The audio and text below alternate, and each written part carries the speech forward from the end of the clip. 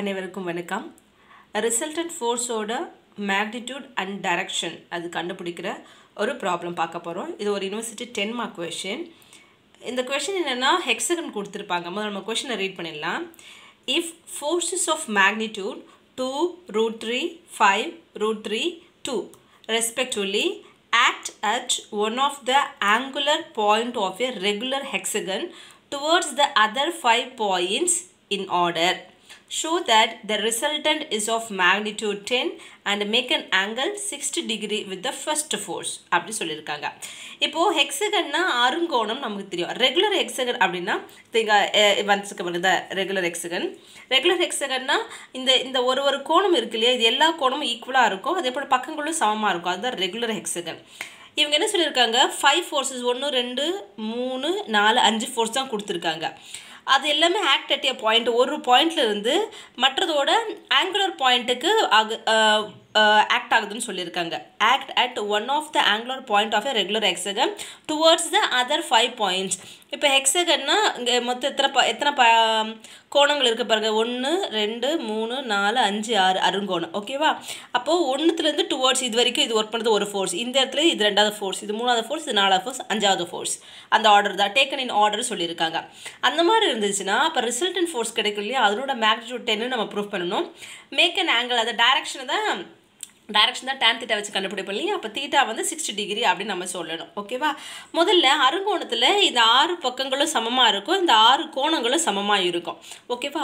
இப்போ இந்த அருங்கோணத்தோட முதல்ல இந்த ஒரு கோணம் என்ன நமக்கு தெரியாது, அதை நம்ம கண்டுபிடிக்கிறதுக்கு நான் என்ன பண்ணுறேன்னா, இந்த அருங்கோணம் இந்த ஹரிசாண்டல் லைன் இருக்கு இல்லையா, இதை எக்ஸ்டெண்ட் பண்ணுறேன். அப்போ இங்கே வெளியே ஒரு கோணம் உண்டாக்குருக்கு இல்லையா, இதை எக்ஸ்டீரியர் ஆங்கிள். இந்த எக்ஸ்டீரியர் ஆங்கிள் எப்படி கண்டுபிடிக்கணும், 360 டிகிரி. இது அந்த 360 ஒரு complete rotation. 360 degree divided by இது அருங்கோணத்தால் டிவைட் பை 6 பண்ணும். இது பென்டகன் அப்படின்னா 5 டிவைட் பை 5 பண்ணுவீங்க. அந்த மாதிரி 360 டிகிரி டிவைட் பை 6 பண்ணால் அப்போ 60 டிகிரி வருது.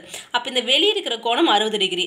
நமக்கு என்ன தெரியும்னா, இந்த ஸ்ட்ரெயிட் லைனில் உண்டாக்குற கோணம் 180 டிகிரி நமக்கு தெரியும். அப்போ இந்த இன்டீரியர் ஆங்கிள் என்னவா இருக்கும், உள்ளே இருக்கிற ஆங்கிள் 180 - 60 120 டிகிரி. அப்போ இந்த ஒவ்வொரு இன்டீரியர் ஆங்கிளும் 120 டிகிரி. ஓகேவா?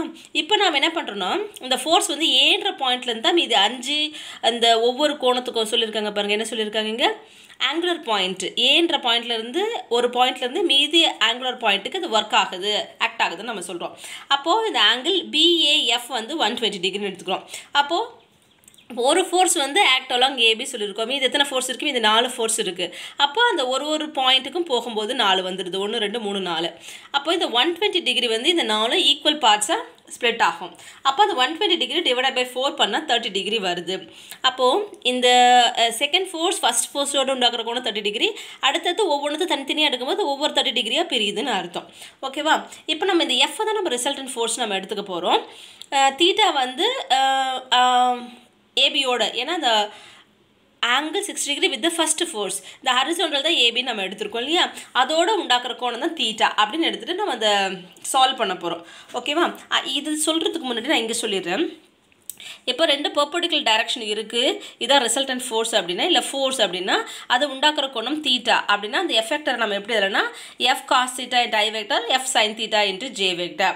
அப்போது இதனோட மாடுலஸ், இதனோட மேக்னிடியூட் சொல்லும்போது ரூட் ஆஃப் இந்த I காம்பனண்ட் ஸ்கொயர் பண்ணுவோம் ப்ளஸ் J காம்பனண்ட் ஸ்கொயர் பண்ணுவோம். ஓகேவா? ஸோ அந்த மாதிரி பண்ணுறது தான். இப்போ இங்கே ஒரே ஒரு ஃபோர்ஸ் இருக்கும்போது தீட்டான்னு வருது. நிறைய ஃபோர்ஸஸ் ஆக்ட் ஆகும்போது ஒவ்வொன்றும் உண்டாக்குற கோணம், இது ஆல்ஃபா, அடுத்தது ஆல்ஃபா 1, ஆல்ஃபா 2, ஆல்ஃபா 3 எடுத்துக்கிட்டா நம்ம கண்டுபிடிக்கிறது இந்த மாதிரி வரும் உங்களுக்கு. So resolving the force along AB நம்ம பண்ண போகிறோம். அலாங் ஏபி நம்ம பண்ண போகிறோம். அப்போ F cos θ தான் நம்ம முதல்ல கண்டுபிடிக்கிறோம். அதாவது ஹரிசாண்டல் டைரக்ஷன் கண்டுபிடிது F cos θ, அது வெர்டிக்கல் டைரக்ஷன் கண்டுபிடிது F sin θ. ஓகேவா? இப்போ மொதல் ஃபோர்ஸ் இருக்குது பார்த்தீங்களா, இது ஏபி தான் ஃபஸ்ட்டு ஃபோர்ஸ். அது இந்த ஹரிசாண்டலில் உண்டாக்குற கோணம் 0. அதனோட மேக்னிடியூட், அந்த ஃபோர்ஸோட மேக்னிடியூட் 2ன்னு கொடுத்துருக்காங்க. அப்போ 2 × cos 0 degree plus second force இருக்குது இல்லையா, அதுதான் √3. √3 இந்த ஏபியோட உண்டாக்குற கோணம் 30 டிகிரி. அதனோட மேக்னிடியூட் √3. அப்போ √3 × cos 30 டிகிரி. அது F cos θனா F1 cos α1 plus F2 cos α2 அந்த மாதிரி போடுறது. ஓகே, எத்தனை ஆங்கிள் இருக்கோ அத்தனை கொண்டு வர போகிறோம். ஓகேவா? இது 2வது ஃபோர்ஸ் முடிச்சிடும். 3வது ஃபோர்ஸோட மேக்னிடியூட் வந்து 5. அது ஹரிசாண்டலில் உண்டாக்குற கோணம் 30 + 30 60 டிகிரி. ஓகே, அப்போ 5 × cos 60 டிகிரி ப்ளஸ் இந்த 4வது ஃபோர்ஸ் இருக்கு இல்லையா, அதனோட மேக்னிடியூட் √3. அது உண்டாக்குற கோணம் பார்த்தீங்கன்னா உங்களுக்கு என்ன வரும், 90 டிகிரி. 5வது ஃபோர்ஸ் இதோட உண்டாக்குற கோணம் பார்த்தீங்கன்னா மொத்தம் சொல்லுவது 120 டிகிரி. அதுதான் நமக்கு இது இன்டீரியர் ஆங்கிள் வந்துடும். ஓகேவா? இப்போ ஒவ்வொருத்தோட ஆங்கிள் வேல்யூவை ரீப்ளேஸ் பண்ண போகிறோம். ஸோ 2 இன்ட்டு cos 0 வேல்யூ என்ன 1, cos 30 வேல்யூ வந்து √3/2, cos 60 வேல்யூ 1/2, cos 90 வந்து 0. இப்போ நமக்கு ஜென்ரலாக ட்ரிக்னாமெட்ரிக்கல் வேல்யூ பார்த்தீங்கன்னா 0லேருந்து 0, 30, 45 டிகிரி, 60, 90 அப்புறம் 180 தான் நமக்கு தெரியும். இப்போ இது 120 இருக்குது, எப்படி கண்டுபிடிக்கிறது அப்படின்னா 120 நம்ம எப்படி எழுதலாம்? cos of 180 - 60 எழுதலாமா? இல்லைனா நம்ம 90 + 30 கூட எழுதலாம். அப்படி போட்டாலும் வரும். நான் cos of 180 - 60 எழுதியிருக்கேன். ஓகேவா? அப்போ 180 - θ எந்த குவாட்ரண்ட்? Second quadrant. செகண்ட் குவாட்ரண்ட்ல ஆல் சில்வர், சைன் மட்டும் தான் ப்ளஸ். அப்போ காஸ் வந்து மைனஸ் வரும். 180 இருந்தாலும் ஃபங்க்ஷன் மாறாது. அப்போ minus cos 60 degree. Cos 60 value என்னது 1/2, மைனஸ் இருக்கனால -1/2. அப்போ காஸ் 120 வேல்யூ என்னது -1/2. ஓகே, இப்போ இதெல்லாம் சிம்பிளிஃபை பண்ண போகிறோம். ஸோ 2 × 1 2, √3 × √3 3, 3/2, 5 1s are 5/2, இது 0, 2 கேன்சல் ஆயிடுச்சுன்னா -1. ஓகே, இந்த ஹோல் நம்பரை முதல்ல சிம்பிளிஃபை பண்ணிக்கலாம். 2 - 1ன்னா 1 வரப்போகுது. இது ரெண்டும் சேம் டினாமினேட்டருக்கு ஃப்ராக்ஷன். அப்போ ஆட் பண்ணால் 3 + 5னா 8/2, 8/2 கேன்சல் பண்ணால் 4, 1 + 4 5. அப்போ எஃப் காஸ்டிட்டோட வேல்யூ வந்து 5. இப்போ இது எங்கே கண்டுபிடிச்சிருக்கோம்? Along AB horizontal direction. இப்போ வெர்டிக்கல் டைரக்ஷன், அப்போ பெர்பெண்டிகுலர் டு AB கண்டுபிடிக்க போகிறோம். ஆனால் எதுவாக இருந்தாலும் சரி, இங்கே ஐயோ ஜேவோ எது வந்தாலும் எஃப் வெக்டர் உண்டாக்குற கோணம் தீட்டா தான். இங்கே வெர்டிக்கல் காம்பனண்ட் வரும்போது எஃப் சைன் தீட்டா வரும். அப்போ எஃப் சைன் தீட்டா சொல்லும்போது இந்த ஃபோர்ஸஸ் ஆஃப் மேக்னிட்யூட் அது தான் ஆங்கிள் ஒன்று தான். இந்த காசுக்கு பதிலாக சைன் வரப்போகுது, அவ்வளோதான். ஸோ அப்போ எஃப் காஸ் தீட்டா கண்டுபிடிச்சுன்னு இதை வச்சு எஃப் சைன் தீட்டா காசுக்கு பதிலாக சைன் ஃபங்க்ஷன் மட்டும் ரீப்ளேஸ் பண்ணி எழுத போகிறோம். ஓகேவா? இங்கே வேல்யூ தெரியும், காசுக்கு வேல்யூ இந்த ரிவர்ஸில் வரப்போகுது உங்களுக்கு. ஸோ sin 0 வந்து 0, sin 30 வந்து 1/2, sin 60 √3/2, sin 90 1, அகெயின் sin 120 தெரியாது. sin 120 எப்படி எழுதலாம்? sin of 180 - 60, 180 - θன்றது செகண்ட் குவாட்ரண்ட் வந்து sin ப்ளஸ், அப்போ ப்ளஸ் வரும். 180 இருந்தாலும் ஃபங்க்ஷன் மாறுறது சைனாகவே இருக்கும். sin 60 value √3/2. ஸோ 2 கேன்சல் ஆகிருக்கும். இது 0, இது √3/2, 5 √3/2 + √3 + √3. இது ரெண்டும் பாருங்கள், இதுவும் √3/2, இதுவும் √3/2. இங்கே கோஎஃபிஷியன்ட் 1 இருக்குது, இங்கே 5 இருக்குது. அப்போ 1 + 5 6 டைம்ஸ் போட்டுக்கலாம்.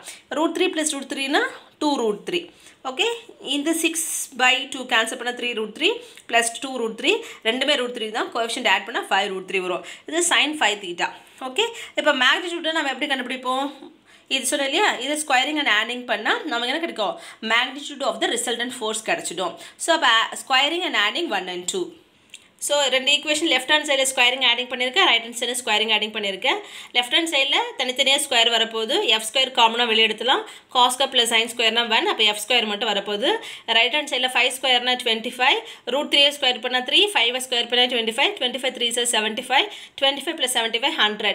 டேக்கிங் ஸ்கொயர் ரூட் ஆன் போச்சுன்னா எஃப் வந்து 10 வரப்போகுது. ப்ளஸ் ஆர் -10 கூட போடலாம், பட் மேக்னிட்யூட் சொல்லும் போது என்னளவு பாசிட்டிவ் வேல்யூ தான் எடுக்க போகிறோம் நாம. ஸோ அதனால் +10. இந்த மேக்னிட்யூட் ஆஃப் த ரிசல்ட் வந்து 10. அதுக்கப்புறம் நம்ம டைரக்ஷன் கண்டுபிடிக்கணும், இல்லை ஆங்கிள் கண்டுபிடிக்கணும். tan θ வேணும். 2/1 பண்ணுறேன், ஏன்னா 1ல் காசு இருக்குது. செகண்ட் ஈக்குவேஷன் தான் sin θ இருக்குது. அப்போ 2/, பண்ணுறேன். Left divided by left, right divided by right. sin by காசுனா tan வரும். 5 கேன்சல் √3 வரும். அப்போ √3 tan எப்படி இருந்தால் tan 60க்கு தான் √3 வரப்போகுது. அப்போ தீட்டாவோட வேல்யூ வந்து 60 டிகிரி. ஸோ மேக்னிட்யூட் கண்டுபிடிச்சோம், டைரக்ஷனை அந்த ஆங்கிள் கண்டுபிடிக்கிறது தான். அப்போ அந்த ரிசல்டன்ட் ஃபோர்ஸ் வந்து ஹரிசாண்டலோட உண்டாக்குற கோணம் வந்து 60 டிகிரி. So question பாருங்க, 5 forces are acting at one point of the angular point of a regular hexagon towards the other 5 points in order. Show that the resultant is of magnitude 10, the modulus 10 கண்டுபிடிச்சிடும். Make an angle 60 degree with the first force. along அதனால தான் along AB வச்சு கண்டுபிடிச்சிருக்கோம். அவ்வளவுதான் முடிஞ்சிச்சு.